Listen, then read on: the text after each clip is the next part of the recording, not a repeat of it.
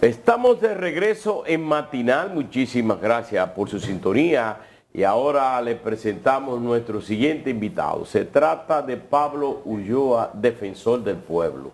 Le damos la bienvenida y un hombre que ha estado siempre por el bien común. Amén.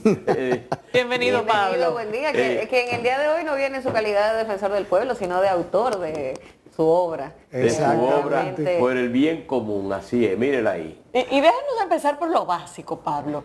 ¿Cómo tú has sacado tiempo con la complejidad de las funciones como defensor del pueblo para poder concluir una obra de esta dimensión? No, y la pasión que tú sabes que le pongo. Primero darle los buenos días y las gracias totalmente. Y a ti, Laura, en términos personal, no solamente por la amistad, sino por el detalle de haber sido la maestra de ceremonia, el favor que te pedí. 841 páginas. Bueno, y el prólogo tú tienes y no de cualquier cosa. Y el prólogo tú tienes que reconocer la dimensión que tiene del magistrado Subero Isa.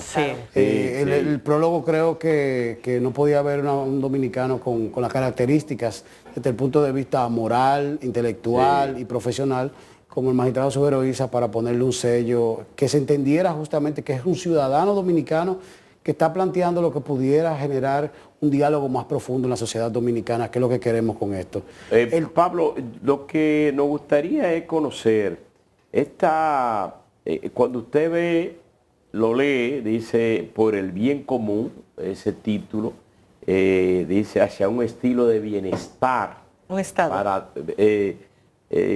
bienestar para todos.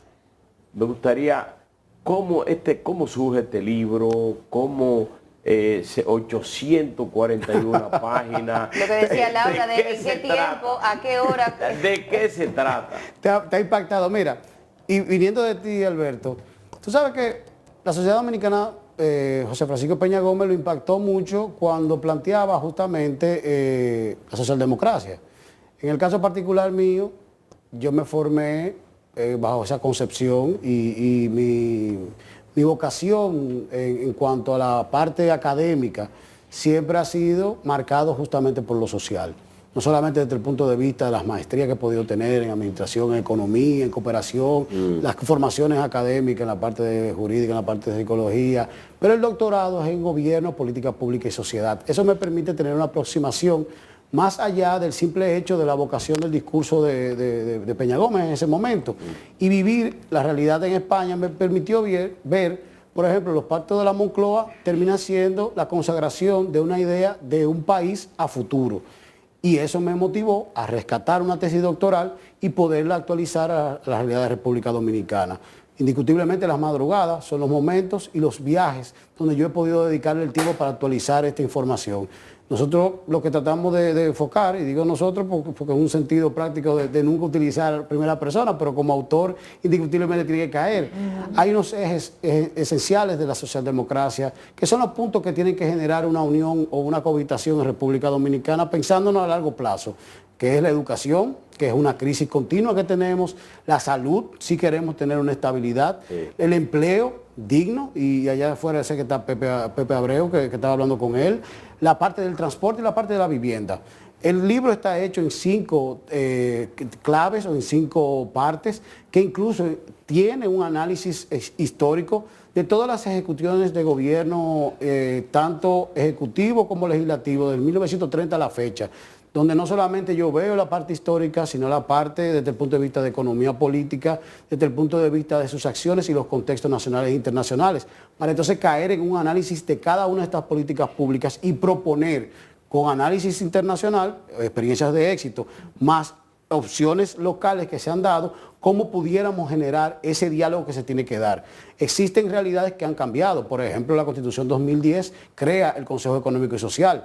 Nosotros tenemos espacios que antes no existían, porque en algún momento se tuvieron que dar pactos nacionales para poder hacer efectivo un Consejo Nacional de la Magistratura, que la primera vez que se habla de eso es en el discurso de toma de posesión de Jorge Blanco. Pero asimismo se han creado escenarios donde la ley de seguridad social, en vez de un plan básico de salud, lo que tiene un catálogo básico de salud, que fue en el 2007 que se hizo un acuerdo. Esa diferencia conceptual ha traído muchos de los problemas que tenemos ahora mismo de gobernabilidad y de calidad del servicio del ciudadano. Pero de igual manera, la misma ley plantea una revisión a los 20 años que no se ha hecho, y cuando vemos las pensiones para el 2030, sabemos que va a haber una crisis social en República Dominicana porque los ingresos de las pensiones no van a ser suficientes. Entonces vamos a esperar que pase eso.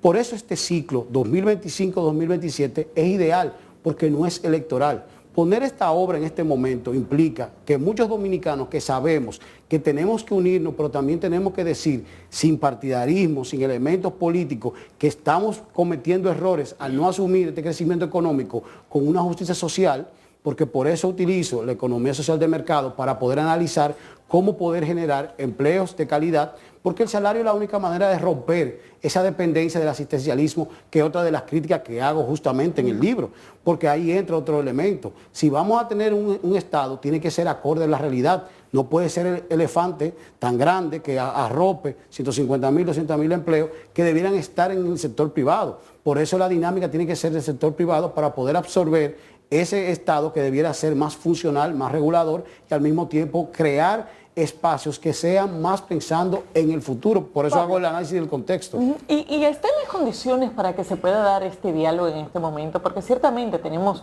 el Consejo Económico y Social constitucionalizado desde el 2010. Sin embargo, en términos prácticos, durante esta gestión, se ha avanzado muy poco allí, tanto a nivel de propuestas como a nivel de dinámica de diálogo.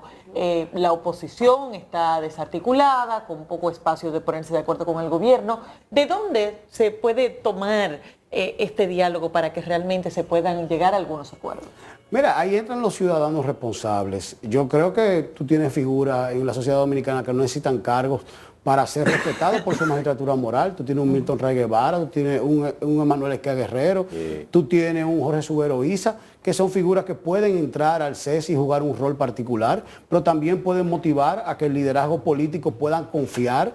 Creo que el presidente de la República y creo que el Partido Revolucionario Moderno tienen una mayoría en el Congreso de la República que viabilizan y pueden proponer realmente que se den escenarios realmente de reformas estructurales. Y te pongo un ejemplo del tema de justicia y el tema de seguridad, que es la primera variable cuando tú ves las encuestas.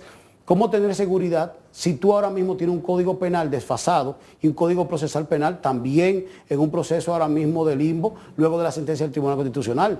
Tú tienes una nueva legislatura que empieza el 27 de febrero, por lo tanto tú puedes hacer un pacto para que el Código Procesal Penal y el Código Penal sean aprobados justamente con una mayoría cualificada como existe, pero tú tienes que llevar a que el liderazgo político entienda que ese tema de la seguridad es esencial y no puede ser politizado, como ese está el tema de la educación. Tenemos una ley del 97, General de Educación, y tenemos una ley que categoriza a los colegios privados. Tenemos un nuevo ministro que va a entrar. Por lo tanto, tenemos un tema en educación que podemos verlo de manera macro. Tenemos el tema de seguridad social, que indiscutiblemente, uno, no existe una viabilidad financiera para el tema de pensiones, sea con AFP o sin AFP. Las pensiones no van a ser suficientes en cuanto al monto, porque la tasa de reposición es un 30% y la gente tiene expectativa de que le va a ingresar luego de sus 360 cotizaciones el monto. Dos, no existe un gasto de bolsillo equilibrado y no existe una unidad de atención primaria estable con un protocolo que sea igual para todo el mundo. Pero peor, las unidades de atención primaria no corresponden a la cantidad de farmacias del pueblo. Por lo tanto, no es un tema del Consejo Nacional de Seguridad Social, que tiene la capacidad del veto y uno de los elementos que todos los actores dicen que hay que tratar de regular. Aquí hay tres temas esenciales. El tema de la vivienda. Vamos a esperar poder suplir las viviendas necesarias a través de construcción de 8.000 o 10.000 viviendas por periodo gubernamental.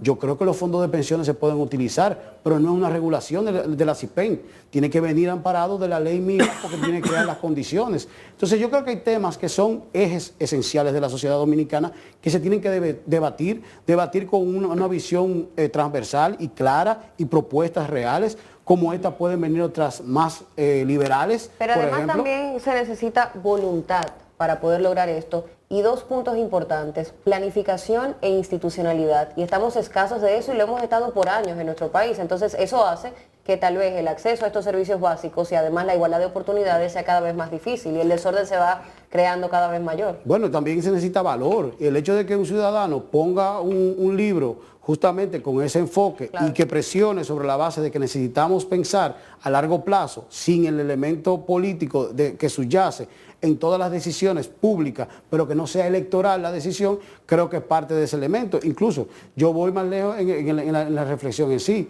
Indiscutiblemente hay temas que tienen que ser meollo de discusión a posterior y puede ser de manera gradual que se realicen.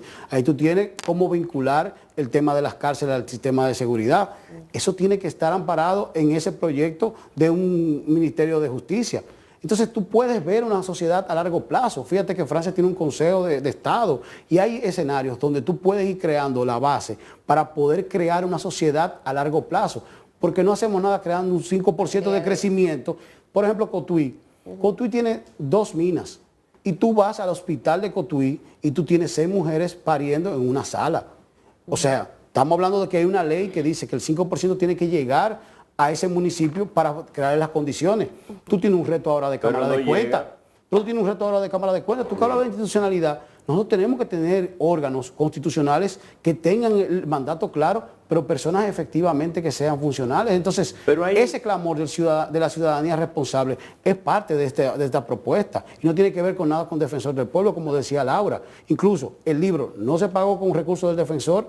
Los fondos que se generen se va a entregar a la Liga Dominicana contra el Cáncer, porque también es un esfuerzo de poder demostrar que sí existen dominicanos que están apostando en una República Dominicana, porque yo quiero que Enrique viva aquí, mi hijo. Y ese es mi esfuerzo en cuanto al académico, que es lo que yo me siento. Pablo, sobre políticas públicas para crear empleos, como planteas tú en este libro, ¿cómo hacer que el gobierno o los gobiernos que vengan lleven a la práctica esta política necesaria y sobre todo para los jóvenes? Hay una gran cantidad de profesionales jóvenes que salen de las universidades, pero no pueden entrar porque no hay esos empleos en el Estado, porque ya está sobrepoblada las instituciones del Estado, pero en el sector privado tampoco lo crean. Entonces, ¿cómo empujar esto? Mira, hay varios elementos. Lo primero es que tenemos que dejar de ver el Estado como la fuente del empleo. El Estado tiene que ser regulador y para eso necesita personas cualificadas y calificadas que puedan asumir las funciones que le correspondan. Ahora, el Estado tiene que tener claro cuáles son las áreas de crecimiento económico que va a direccionalizar a largo plazo. Por eso son necesidades de estudio que tú tienes que crear y las becas o las oportunidades tienen que ir ahí. Todo el que quiera estudiar esas áreas que están claramente, y a mí me tocó con la Unión Europea hacer una encuesta nacional de necesidades de capacitación en el 2002 aproximadamente, define ya lo que va a ser el plan de estudio del país. Los que no quieran asumir esas áreas, se pagan su carrera. Ahora, dentro del marco institucional, tú tienes un sistema nacional de intermediación de empleo del Ministerio de Trabajo, que puede ser rescatado y vinculado al Infotep. Yo creo que hay instituciones que están creadas, lo que ha faltado es justamente posicionarlo para que jueguen su rol. El Infotep tiene condiciones, el ministerio tiene condiciones, porque incluso cuando Milton Rey Guevara fue ministro de Trabajo, a mí me tocó ser el encargado nacional de intermediación de empleo y se hizo una bolsa de empleo. Ahora, el Estado tiene que definir claramente, aparte del turismo, cuáles son las otras áreas que se va a tener de crecimiento, porque eso tiene que llegar a las universidades para la orientación vocacional. Porque tú tienes que decirle al joven cuáles son las áreas. No es que yo quiera estudiar Derecho, o quiera estudiar Administración. Yo puedo tener la vocación de eso, pero también tengo que tener conocimiento del mercado laboral. Y esa parte de la creación de empleo tiene que ir más allá del simple hecho de tener una zona franca que va a crear 200.000 empleos. Esos no son empleos de calidad, son empleos de rápido acceso por un salario mínimo de 16.000 pesos. Tiene que pensar justamente cuáles son esas áreas y ahí está la parte relacionada con el STEM. Pero tiene que tener una cadena de valor. Por eso es importante que dentro del ministerio que se va a crear, entre la fusión del Ministerio de Educación y el Ministerio de Educación Superior, tiene que haber una unidad de inteligencia que te diga claramente, mira, en los próximos 5 años tú vas a tener 50.000 empleos relacionados ¿con qué? Con microchip. Bueno, pues tú tienes que tener claramente definido en las universidades que se dedican a esa área, esa mano de obra. Porque pasa en Costa Rica y yo lo pongo de ejemplo. Cuando llegó Intel en el 97 a Costa Rica, cambió toda su matriz educativa, porque ya Intel como empresa demandaba una serie de elementos que Costa Rica no tenía. Y esa demanda de su matriz educativa cambió a su vez su matriz de demanda de bienes y servicios de la ciudadanía. Aumentó su capacidad de ingreso y eso cambió el perfil de Costa Rica. Pero ellos no se permitieron el error de no tener igualdad y equidad, que es uno de los problemas. Y ahí yo planteo el tema de la justicia social. Pablo, ¿dónde se puede adquirir el libro número 1 y número 2? Cuéntanos del destino de los fondos. Perfecto. Sería encuesta, Dios mediante, que lo tendríamos y además en Amazon lo vamos a tener. Como tú bien dices, van a ser los fondos destinados a la Liga Dominicana contra el Cáncer y tiene una razón real. Tanto mi papá y mi mamá murieron de cáncer, pero mi mamá era secretaria del oncológico. En el caso mío, yo nada más he estudiado con beca. Entonces yo creo que si hay una institución noble en República Dominicana que ha hecho un gran trabajo y sé lo que es sufrir una enfermedad de ese tipo, es la Liga Dominicana contra el Cáncer. Incluso agradecí a doña Yuli que estuvo presente como presidenta de la Liga y es un esfuerzo, como le digo, de doble vía. No solamente es poner temas de peso, aumentar el nivel del debate político, pero también resaltar aquellas acciones ciudadanas que son de éxito, como el caso de la Liga Dominicana contra el Cáncer, y es el esfuerzo del libro como tal. Bueno, muchísimas gracias, Pablo, pero me gustaría agotar un minuto contigo ya fuera de este libro, porque en el día de hoy viene más... Fuera del ciudadano y al defensor del pueblo. Al defensor del pueblo. Déjame ponerme el pin entonces. Sí. Llega Marcos Rubio a la República Dominicana. ¿Hay algún tipo de expectativa, hay algún tipo de preocupación en el caso de política internacional y que pudiéramos la República Dominicana estar en acecho? Mira, yo creo que dentro de la agenda tenemos que hacer mucho esfuerzo para que los fondos de seguridad vuelvan a Haití. Es normal que se paralicen todos los fondos porque están haciendo una revisión, fruto de la idea de Trump y el equipo que él designó de revisión de los fondos relacionados a todo lo que es fuera de Estados Unidos. Ahora, nosotros tenemos que hacer un esfuerzo de que Estados Unidos entienda que sin registro civil en Haití no puede haber una evolución desde el punto de vista de lo que es el posible Estado que se pueda crear. No existe un Estado, y tú tienes que partir justamente de saber quiénes son los ciudadanos. Entonces, no solamente la seguridad y el registro civil tienen que ser los esfuerzos desde el punto de vista de la política internacional de República Dominicana, sino también concientizar que nosotros cargamos pesado, que República Dominicana ha hecho un esfuerzo superior a lo que puede, que realmente nosotros tenemos un peso no solamente presupuestario, sino desde el punto de vista social y hasta político, desde el punto de vista de lo que pasa en Haití, y que nosotros necesitamos que se estabilice, no por República Dominicana, sino por la región, porque Estados Unidos también está viviendo lo que termina siendo una migración que a todas luces se da por la inestabilidad desde el punto de vista hasta de la seguridad personal que existe en Haití.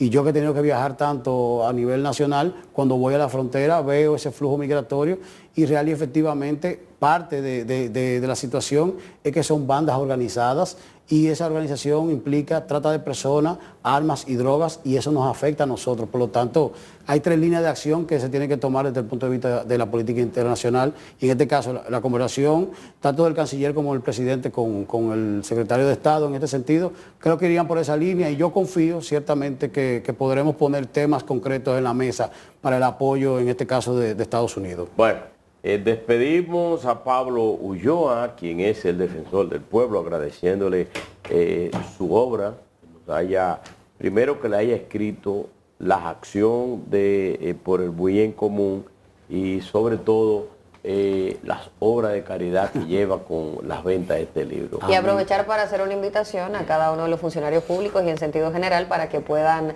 aprovechar esta obra, adquirirla. Y... Bueno. Con esto nos vamos a una pausa, retornamos en breve.